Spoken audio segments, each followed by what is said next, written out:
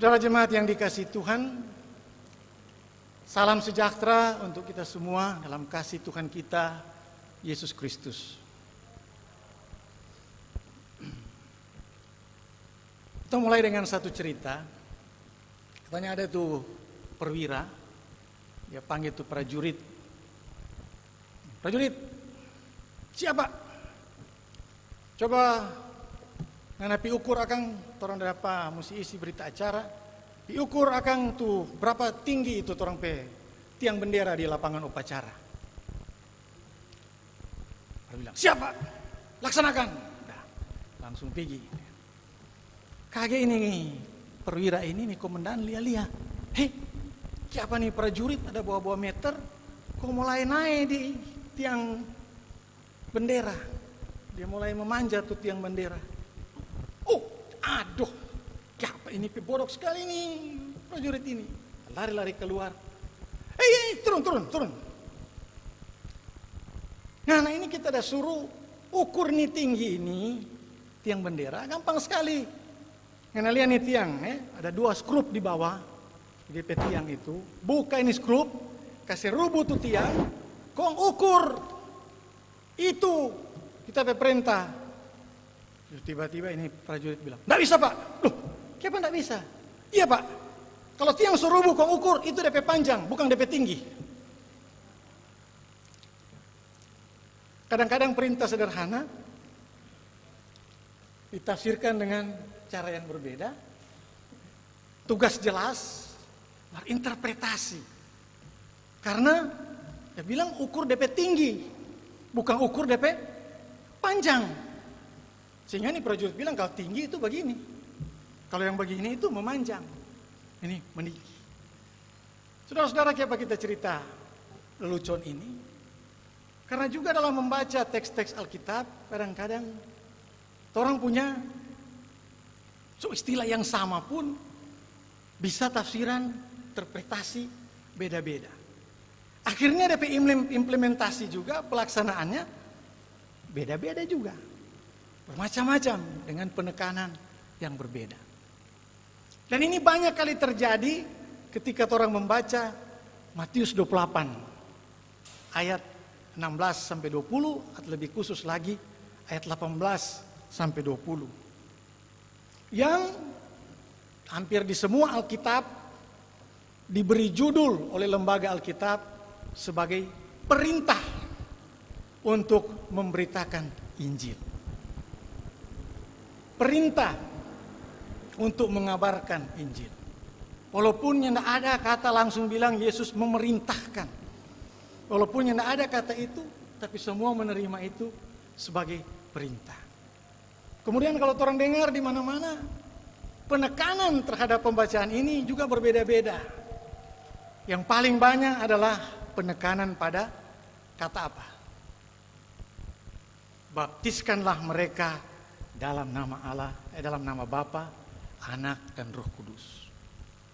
Dan gara-gara perintah ini, orang lihat di dunia sekarang ini, perdebatan tentang baptisan itu nyanda ada ujungnya, nyanda ada habisnya. Karena gereja-gereja yang berbeda-beda masih tenggelam dalam pergumulan mana tuh baptisan yang betul. Tu percik, tu sirang, atau tu colo, selam, dan seterusnya. Ada saja terus perbedaan penafsiran mengenai hal itu. Walaupun semua bilang, oh ya penting baptisan itu. Tapi DP cara bagaimana? Oh mesti ini, mesti meneladani Yesus, mesti seperti ini, harus Alkitabiah, berbagai macam penafsiran. Akhirnya semua mengaku Kristus, tapi dia tercerai-berai dan berbeda-beda di dalam berbagai macam aliran. Padahal kata terpenting di dalam pembacaan ini bukan itu pergilah, bukan itu baptislah, bukan itu ajarlah, tapi ada satu kata yang muncul dalam pembacaan ini yang unik sekali dalam bahasa Yunani, yaitu mate teusate. Mate teusate, cuma satu kata. yang tidak bisa diterjemahkan dalam bahasa lain. Dalam bahasa Inggris misalnya harus diterjemahkan dengan dua kata. Make disciple. Kalau orang bahasa Indonesia boleh pakai satu kata. Muridkanlah. Muridkanlah. Baking jadi murid. Itu kata terpenting. Karena penafsir juga bilang, ini sebenarnya tuh inti dari apa yang ditulis dalam Matius 28 ayat 18 sampai 20. Jadikan murid, baking murid. Bawa setiap orang supaya dia menjadi murid dari siapa? Dari Kristus. Bukan orang pemurid. Tapi menjadikan dia murid Kristus. Dan ini merupakan satu keunikan di dalam kepercayaan Kristiani kita. Bahwa ini adalah satu-satu agama yang bertugas untuk backing murid, bukan backing guru. Ini adalah murid-murid yang tidak pernah mau jadi guru. Ini adalah murid-murid yang tetap murid terus-menerus. Karena orang adalah murid Kristus. Dan satu pemahaman yang sangat egaliter, sangat mendasar tuh kesamaan semua orang. Bahwa yang mengikuti Yesus, yang mau duduk menjadikan Yesus adalah Kristus itu adalah guru, maka dia penama cuma satu, murid. Jadikanlah semua bangsa murid. Yang orang katakan kadang-kadang dengan istilah pemuridan. Yang dalam kenyataannya pemuridan itu memerlukan guru. Dan torompe guru, ya ada yang menjadi guru, ada yang menjadi murid dalam torompe kehidupan. Tapi pada prinsipnya apa yang dimaksudkan di sini, menjadi murid itu adalah meneladani Kristus di dalam ia menjadi guru dan torang menjadi murid. Di mana itu? Bagaimana caranya itu? Sehingga Matius 28 ayat 18 sampai 20 ini tidak bisa dibaca terpisah dari seluruh isi dari kitab Injil Matius. Tidak bisa terpisah dari khotbah di bukit. Khotbah yang mengajarkan kerendahan hati. Khotbah yang mengajarkan bagaimana menjadi orang yang membawa damai. Khotbah yang mengajarkan ajaran-ajaran yang sebenarnya tidak diajarkan oleh nilai-nilai dan agama-agama yang lain, termasuk mengasihi musuh yang tidak ada. Kalau semua itu sudah terlaksana, maka lengkaplah apa yang dikatakan dia sudah menjadi murid Kristus. Orang mesti lengkap.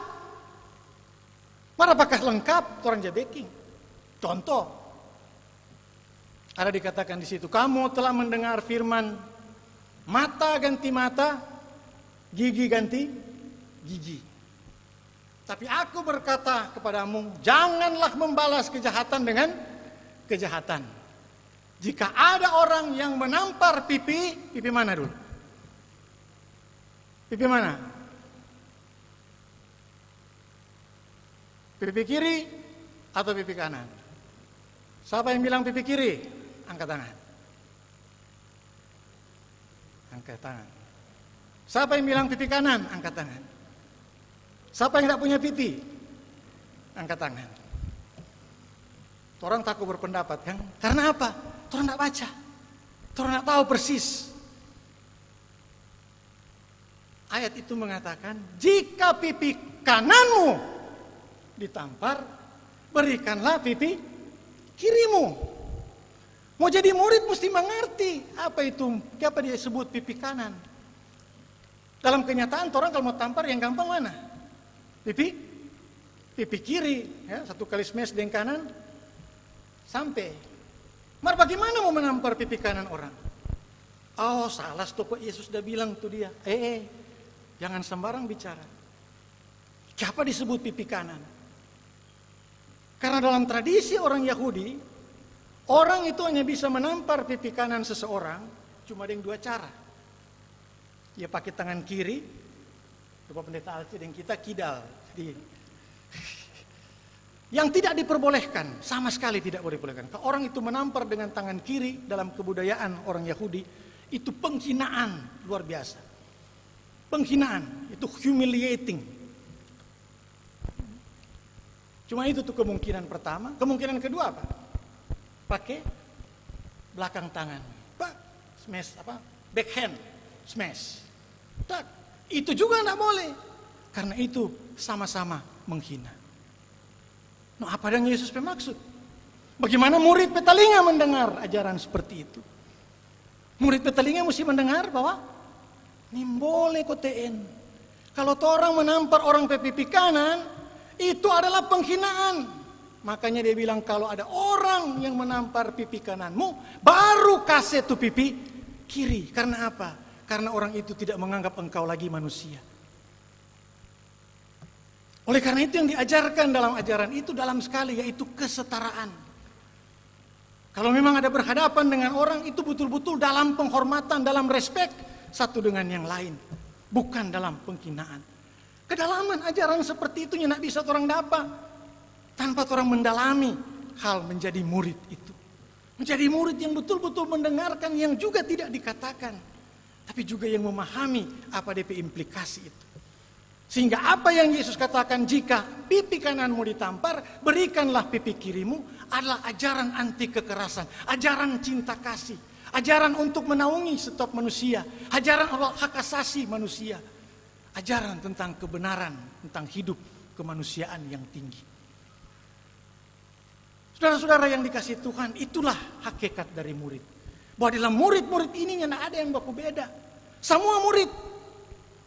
Dan pernahkah orang mengevaluasi kehidupan gereja kita? Bahwa orang semua adalah murid. Dan tidak ada yang berlagak guru, yang sok menjadi guru. Saudara-saudara yang dikasihi Tuhan, kenapa kita angkat aspek ini? Karena hari ini akan ada pelantikan panitia pemilihan Pelsus, pelayan khusus. Yang orang lupa, siapa tuh pelayan khusus? Siapa dan orang pe gereja ini punya pelayan khusus? Kenapa begitu penting pelayan khusus ini? Yang sebenarnya direfleksikan dari murid-murid ini harus saling memuridkan satu dengan yang lain. Tidak ada yang boleh jadi guru di antara murid-murid ini. Semua murid Tuhan itu harus saling memuridkan, bukan menggurukan, bukan juga menggurui orang lain. Dan ini kebersamaan yang sebenarnya Yesus tinggalkan supaya umat orang percaya itu menyadari bahwa kerajaan Allah itu adalah kerajaan yang dibuat Tuhan untuk keadilan, kesetaraan, kebersamaan. Bukan mengikuti kekuasaan dunia, bukan mengikuti struktur organisasi dunia, tapi mengikuti cara bagaimana Yesus memuridkan murid-muridnya dan dengan demikian memuridkan kita semua. Pelsus artinya pelayan khusus. Pelayan-pelayan yang dikhususkan. Berarti kalau ada pelayan khusus, berarti ada pasukan, ada pelayan umum. Siapa tuh pelayan umum? Semua tuh orang pelayan umum. Dan dari pelayan umum inilah diambil pelayan khusus. Yang dikhususkan untuk apa? Untuk melayani pelayan umum. Jadi kalau bilang Pelsus itu adalah murid di bawah murid lagi. Karena dia melayani murid-murid yang lain. Bukan naik tingkat, dia turun tingkat. Karena dia menjadi pelayan dari yang lain. Dan kadang-kadang justru yang fungsional ini berubah dalam gereja menjadi yang struktural. Makanya terjadi apa yang orang bilang, pendeta di atas, baru ada penatua di lantai 2, ya. Pendeta di lantai 3, penatua lantai 2, baru syamas di lantai 1. Anggota jemaat, ya ada orang di lantai dasar, di bawah semua. Tabu balik. Bukan itu yang diajarkan kepada kita, bukan yang struktural. Tapi yang fungsional, fungsinya apa? Adalah melayani. Dan fungsi pelayanan ini adalah untuk mengutamakan sang guru, untuk mengutamakan Kristus, bukan untuk mengutamakan diri dari orang-orang yang ada. Itu hakikat dari kemuridan yang diterjemahkan dalam bentuk kepelayanan gereja. Sehingga orang harus juga tahu bahwa kenapa ada pelayan khusus, itu karena ada seorang di dalam sejarah gereja ketika dia mereformasi gereja bernama Yohanes Calvin itu melihat harus ada model kepemimpinan gereja itu yang berbeda dari gereja yang sebelumnya yang dikritik, yang diprotes, yang direformasi. Gereja yang sebelumnya itu menggunakan sistem episkopal. keuskupan ada hierarki yang jelas antara siapa yang harus mengatakan apa dan harus didengar oleh siapa. Itu tuh hierarki. Tapi Calvin mengatakan tidak bisa pakai sistem itu. Tapi dia juga bilang tidak bisa juga itu sistem, semua adalah pemimpin. Seperti dalam sistem yang dikenal dengan nama kongregasional. Kongregasional artinya rapat sidi jemaat yang memimpin kehidupan jemaat itu. Semua mesti bersama-sama. Musyawarah mufakat bukan cuma segelintir orang, tapi harus semua dilibatkan. Itu tuh yang dimaksudkan dengan kongregasional. Nah, di antara yang kongregasional dan yang episkopal ini, Calvin katakan harus ada sekelompok orang yang dikhususkan. Sekelompok orang yang dikhususkan ini dari mana orang? Orang dari anggota jemaat. Dan dikhususkan untuk apa? Untuk melayani jemaat. Jadi jemaat ada di atas dan para pelayannya ada di bawah. Dan siapa yang dikatakan sebagai pelayan-pelayan ini? Yaitu yang disebutkan oleh Calvin, para penatua, karena dia cari istilah di Alkitab yang cocok dengan kepemimpinan itu, dia cuma temukan satu istilah, yaitu presbyteros, yaitu penatua yang dituakan. Orang pakai istilah penatua. Orang bilang, kong tuh pendeta udah datang dari mana dan ini istilah pendeta. Ini tidak ada pendeta dalam sistem yang dikatakan oleh Calvin itu. Tidak ada. Yang ada hanya penatua. Dan penatua ini ada dua fungsi. Ada penatua yang memusatkan perhatian pada pengajaran. Itu yang disebutkan teaching elders, penatua-penatua yang mengajar. Dan ada yang disebut ruling elders, penatua-penatua yang baator. Dorang baator tuh pelayanan, dorang atur tuh disiplin. Ya, disiplin, kata disiplin itu dari mana? Disiplin itu dari disciple. Disciple itu apa? Murid. Disiplin itu bukan menghukum orang. Disiplin itu adalah proses pemuridan. Antara murid dengan murid saling memuridkan satu dengan yang lain. Itu penatua-penatua pengatur. Bukan cuma urus organisasi, tapi juga mengurus supaya etika kehidupan dan kebersamaan itu betul-betul terlaksana. Membedakan tuh mana tuh kambing, mana tuh domba. Ya. Dan apa DP ukuran, DP kriteria, tapi khotbah tahun lalu itu dia.